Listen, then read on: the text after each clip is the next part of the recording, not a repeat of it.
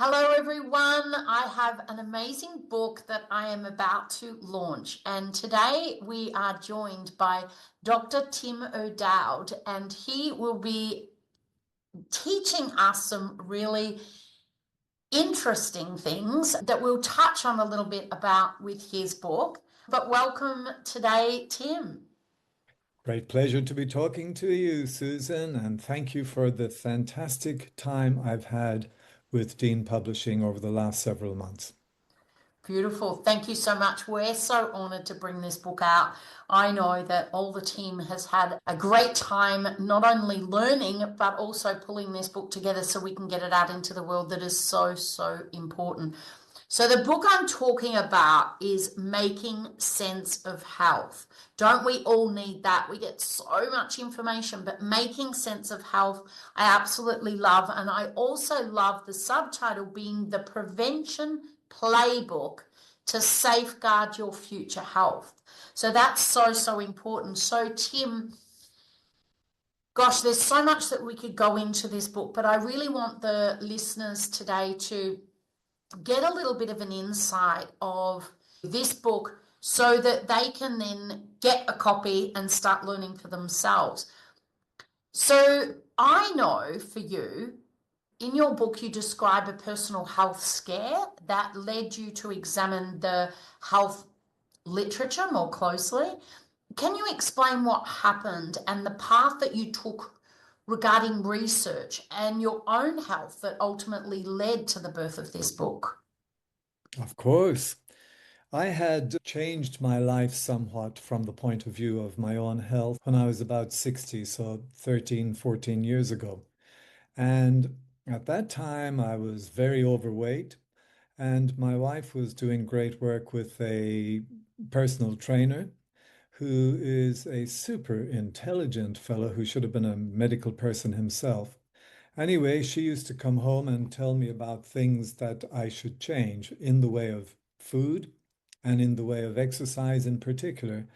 And I certainly got into all of that, lost 14 kilos and became quite fit. In fact, on my 70th birthday 3 years ago, part of the duties of the day was to perform 70 push-ups because of the 70th birthday, and I was 70 kilos on the day. Now, that, as it was all okay, until 2 years ago, just about, I had a bit of chest pain throughout a morning, and we decided I should just go into the hospital. It wasn't that bad. And all the tests inside in our local accident and emergency were normal. But I have a friend who's a cardiologist, and I had said to the A&E doctor, just let him know that I'm here. And he phoned the cardiologist who said, why don't we do one of those angiograms? And I agreed, and we did it that day. And during the course of that, looked at me and said, oh, Tim, we've got a problem here. It needs to be fixed now. And it was a 90% blockage of my main artery. And when that gets blocked, it's sometimes called the widower because people usually drop dead from it. Anyway, it was over 99% blocked. And he put a stent in. And of course, the next morning I felt now I can run even faster and be even fitter. But it took a few months. And it got me to rethink, well, I had become fit and I had lost the weight and all the rest of it. Why didn't that protect me? And of course, what I realized then going through the research was that health issues that come on at different times may have had a long preceding time when things are evolving. So, for example, people get high blood pressure in their 30s or 40s, but they may not get a stroke, but they might get the stroke or some cardiac event 20, 30, 40 years on. So I think probably in my particular career of obstetrics gynecology, there would have been some tense moments there in that career. There was an awful lot of night work. I had been a passive smoker throughout my whole childhood until the end of university, and I had become overweight. So all those things maybe combined had created a certain amount of damage. and the running, etc., that I was doing was helping maybe create corollary circulation, but not enough to stop something else going on. And so I started doing more research than I had done for a first book I produced a few years ago, and came up with the idea of helping other people realize that there's a huge amount of information out there. Some of it is not reliable, some of it is biased. And with my research, I thought I would try and filter it down to a readable form in this book, making sense of health for as many people as possible. Well, we're very glad that you did, and you look amazing for your age. And the research that you've done, like you said, is going to help so many people because you've got some science-backed advice. And in your book, sometimes it goes against some of the conventional beliefs around health and wellness. And that's where I think it's important that we don't just rely on going to the doctor and just getting another prescription, another pill. I know that we end up with a massive pill box full of everything that contradicts everything else. And I know that for me, I've always had that belief of doing a bit more research yourself into what might be happening. So I'm really loving this making sense of health because it's very confusing. And I think that with this science-backed advice that you've got around this, what would be the best mindset to adopt when digesting this content? Because it could very well disrupt people's worldview as they're reading this. Yes, I have not lost trust in the medical profession at all because there are still tremendous things that are happening, tremendous advances in diagnosis, tremendous advances in some medications, and I'm emphasizing some, and there are tremendous advances in surgical procedures without any doubt. And doctors, as a general rule, are very caring people. As Absolutely. And I just want to reinforce that too, that I think without these specialists and without these doctors that are making a profound difference in things that are out there, you wouldn't have had your stent put in that you absolutely Okay. needed. Doctors are absolutely there. I think that, and I'm the same. I don't want to say that I'm against that because they make profound difference. I think it's just being a little bit more aware of some of the different medications or ways that you could avoid some of those medications. Well, this is it. You see, medicine really is about making a diagnosis and then getting on to management, whereas there's not enough true emphasis on preventative care. And that prevention takes a big role here in my book, especially in the latter chapter where I go into how to use the prevention playbook to safeguard your future health. But the problem that I've got is that we have this thing called evidence-based practice, and it should incorporate three different entities.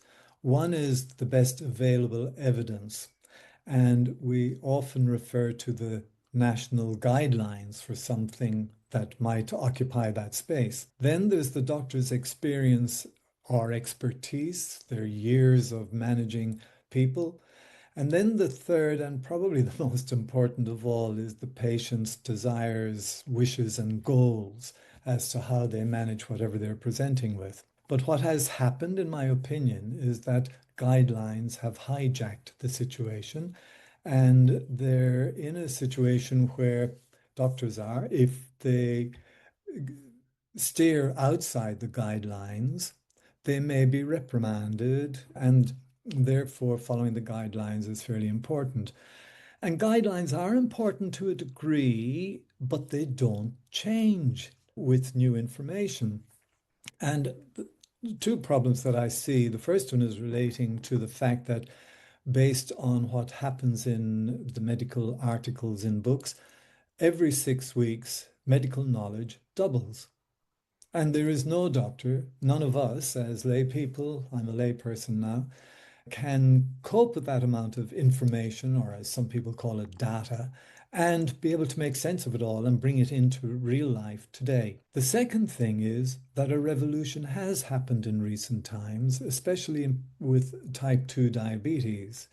And type 2 diabetes was improved fairly radically when people were getting operations for obesity. The obesity surgeons found that they had to get people to stop their diabetic medications and their blood pressure medications a number of days before the surgery, because the profound impact of stopping people eating so much was amazing on those blood pressure and diabetes. And then another famous thing happened from an English researcher in particular, and that was that if you really went very low in your carbohydrate intake, well, all intake really of food, down to 800 calories a day, that you could also have a profound impact on diabetes and blood pressure and overall health. But people weren't able to tolerate that for long. And the third one, which was the most important one, was that by having a huge influence on carbohydrate intake, in particular sugars, and now we know more also about seed oils being detrimental, the big changes there, 50% of people can reverse their diabetes in weeks. And the damage to their livers, called non-alcoholic fatty liver disease, they can reverse these in a very short length of time by changing their dietary intake.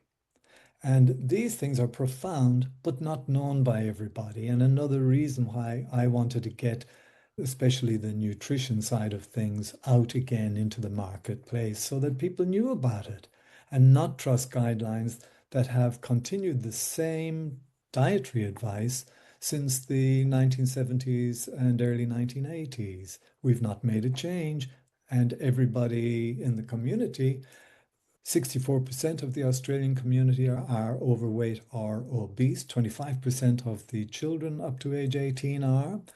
And the number of gestational diabetes patients, the number of type 2 diabetic patients is increasing at a terribly high rate. We got to stop that. Absolutely. And I think that the way of where we have simplified it and we're talking about prevention, because the point is that, like you said, the information is being updated all the time. But then there's the basics that we really need to know and understand that will help us with a lot of different diseases that are all related in some way. You've got here, obviously, it's about prevention. Sometimes the knowledge that people have had has only got them to where they are now. And now with new knowledge, we can start making better choices for ourselves. So the healthcare industry, how do you think they'll react to your book essentially? Because I know that a lot of doctors are proactive and they're happy to not be just fixing the problems. They're happy to support some prevention in this. So even though some of it may question the status quo, how do you think that people have reacted so far to this? And how do you think that the medical industry would refer to this? Well, you used the phrase medical industry. Yes, there are doctors, nurses, allied health, but there are an awful lot of other players in the medical industry. There are government institutions, there are businesses, business organizations that are involved in, for example, nutrition, in fitness, in pharmaceutical industry providing these things. And so there are an awful lot of players in the medical industry. And some of them will not like at all what is in my book because it questions the food industry, it questions the pharmaceutical industry, it indeed questions the continued use of dietary guidelines by our government institution called the National Health and Medical Research Council. And so they probably would not agree with it. And medical schools maybe as well, because doctors who are going in their training through medical school, dietitians through their institutions, diabetic educators through theirs, they are slow to change. And that type of slow change is a problem because to pass exams, you have to give them back the information that they are believing in still.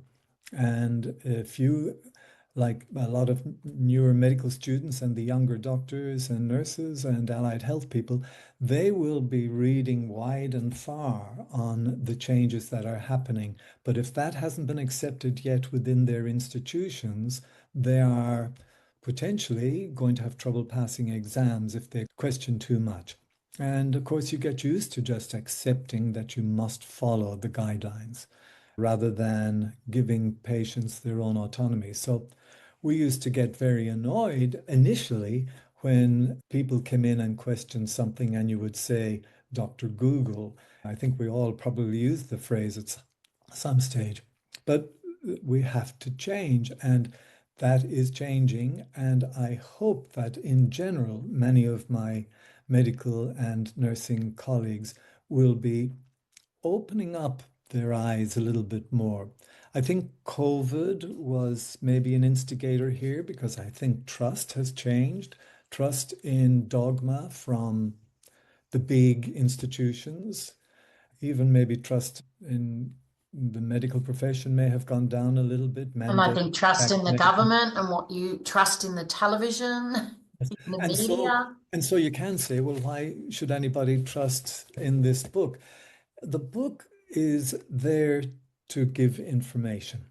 It's to give, to widen the knowledge and to put in a few questions here and there, why, and then it gives my breakdown analysis at the end as to how you might safeguard your future health. But it's not been unkind and unfair. I mean, people, when they introduced, for example, the dietary guidelines back in the 70s, probably did it with good intentions. But it's the adherence to it in the light of alternate knowledge that is the real problem. And I used a quote today in an article that I put up on Facebook from Voltaire. It is dangerous to be right in matters on which the established authorities are wrong. And so I will be accused of misinformation and disinformation to a degree. And of course, if your argument against me is to condemn me and not to discuss my argument, well, then you're using propaganda. You're not using science, which we should be propagating. Yep, no, I love that. I love that quote. That's an amazing quote. And I know there's so much that readers are going to get from this book. And I think what's so important is that we are becoming a little bit aware of things a lot more now, and we're open to having our views. Well, most people are open to having their views challenged a little bit because at the end of the day, you're putting this out there to open people's views to have their own opinion and to be Yes. able to look at things Yes. differently. And I think that's where people are a little bit more aware now to say, I'm happy to read somebody else's opinion and somebody else's research, and I can now make my own decision. And I think that's what this is about, making sense of health. An amazing book. The biggest takeaway around health that readers can expect from this book, I know there's so much, but what would you say is the biggest thing people can take away from reading this book? Looking after your health, if you become that interested in it, is first of all about gaining knowledge. The second thing is then committing.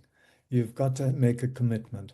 I suppose the third thing is that the chronic diseases that are escalating in trend throughout Australia for both younger and older people, that is unnecessary. A lot of those chronic diseases are not the inevitable lot of mankind, according to one of the authors that I quote. We can avoid them. There are a whole load of red flags, which I discuss in the book.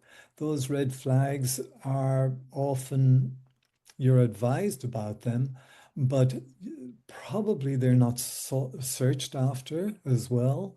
For example, I promote the idea that we should be checking our metabolic health at least on a 4 or 5 year basis with a particular blood test or two. And that's not the case at the moment.